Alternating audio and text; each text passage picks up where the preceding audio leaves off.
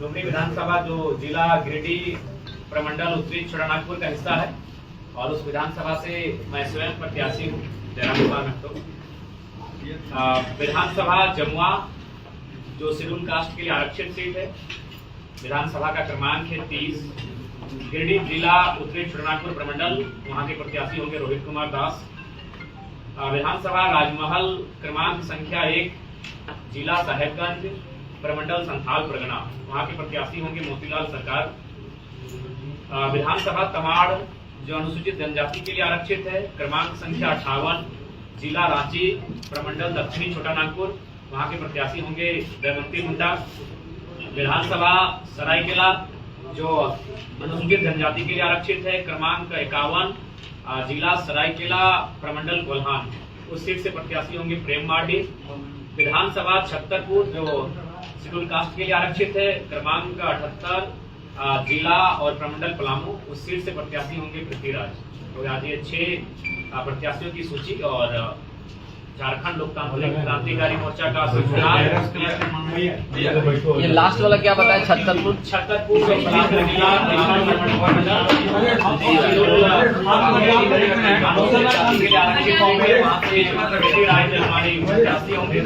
आज झारखंड लोकतांत्रिक क्रांतिकारी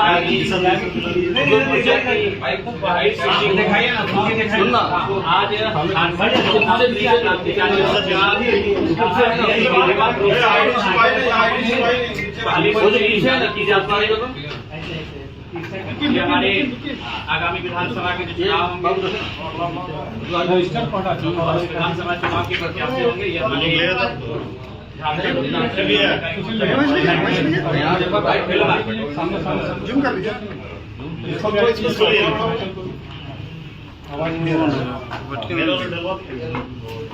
धन्यवाद। और बाकी आगे आपके सवाल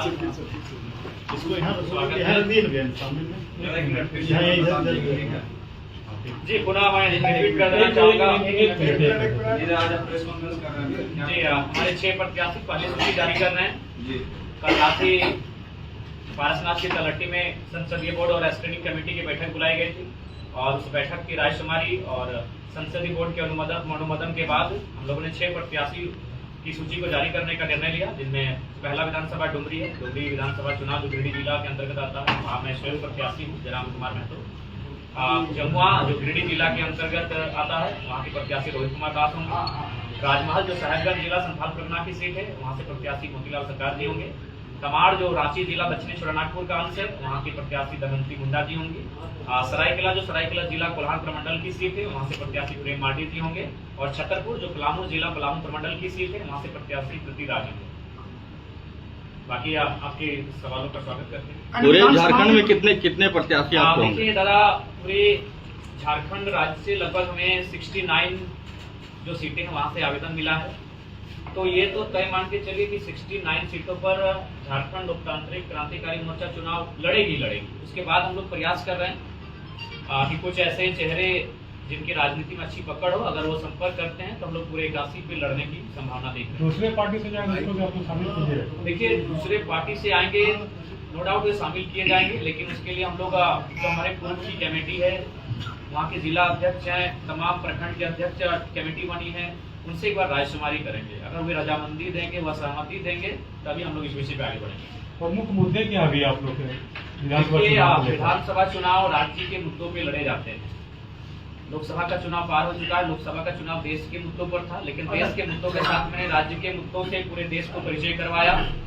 लेकिन जो राज्य के चुनाव होते हैं वो राज्य के मुद्दों के साथ होते हैं, इसलिए राज्य का जो मुद्दा है वो ज्वलंत मुद्दा, क्योंकि हम लोग अभी धनबाद में बैठे हैं और धनबाद का ज्वलंत मुद्दा अगर है तो कहीं ना कहीं आज विस्थापन है, कोल एरियाज में जो नियोजन मुआवजा है, यानी एक उद्योग नीति, विस्थापन नीति, और उससे सबसे महत्वपूर्ण खतियान के आधार पर झारखंड में एक स्थानीय नीति बने।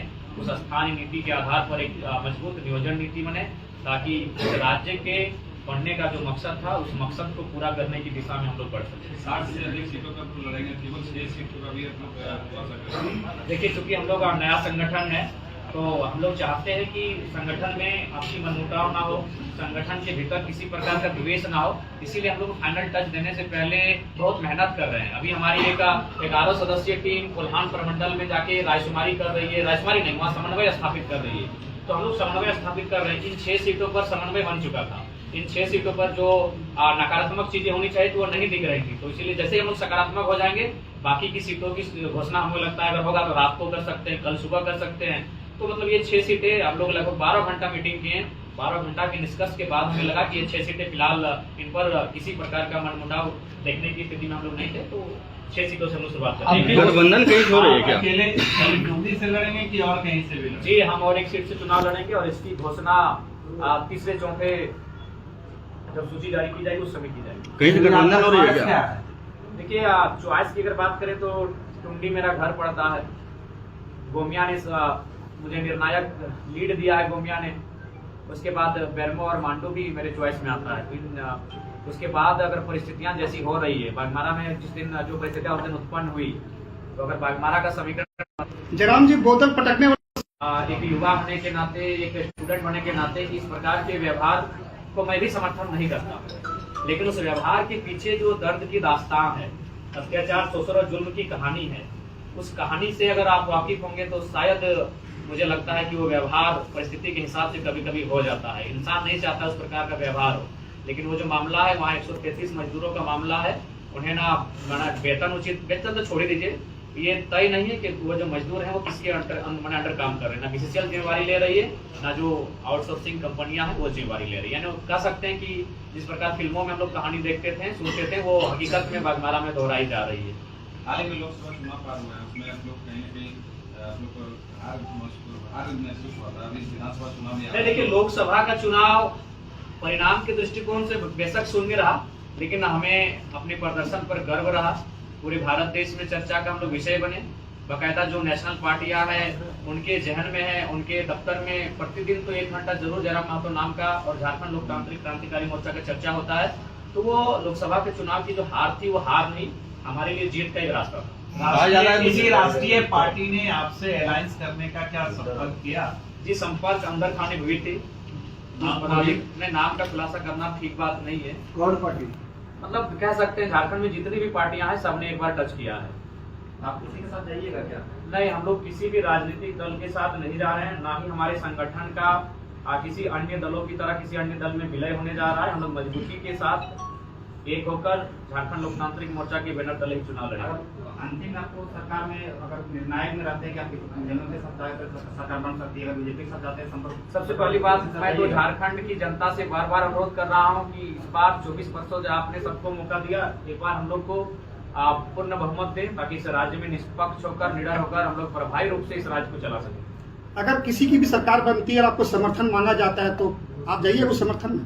देखिए, ऐसी परिस्थितियां आएंगी तो पहले राज्य की जनता से रायशुमारी की जाएगी, और नहीं तो फिर हम लोग ऑपोजिशन की भूमिका में बैठेंगे। धनबाद से कोई ऐसे कैंडिडेट 2 या 3 जो आप पे जो निर्णय लेना बाकी है, कोई देखिए, धनबाद से 5-6 प्रत्याशियों ने आवेदन दिया है और उनमें से चयन किया जाएगा। या तो अगर किसी पड़ोसी विधानसभा से अगर आवेदन आया है तो रायशुमारी करके उस प्रत्याशी को, लेकिन जिन्होंने आवेदन किया है मान के चलिए उन्हीं में से कोई प्रत्याशी होगा। दूसरे दलों के भी नेता शायद आवेदन किए हैं। देखिए, अगर दूसरे दलों के नेता मान के चले अगर आवेदन किए हैं तो सबसे पहले जो हमारे संगठन के पूर्व से जो जुड़े साथी हैं, अगर वह अपने मीटिंग करके इस बात की रजामंदी देते हैं तो ही हम लोग स्वीकार करेंगे, लेकिन अपने केडर्स को तोड़कर हम लोग किसी भी प्रकार से कोई प्रत्याशी को लॉन्च नहीं करेंगे। धनबाद के सभी 6 विधानसभा से चुनाव लड़िएगा कि पार्टी लड़ेगी चुनाव? सभी जी, हम लोग धनबाद की ही नहीं, उत्तरी छोटा नागपुर की सारी सीटों पे चुनाव लड़ेंगे।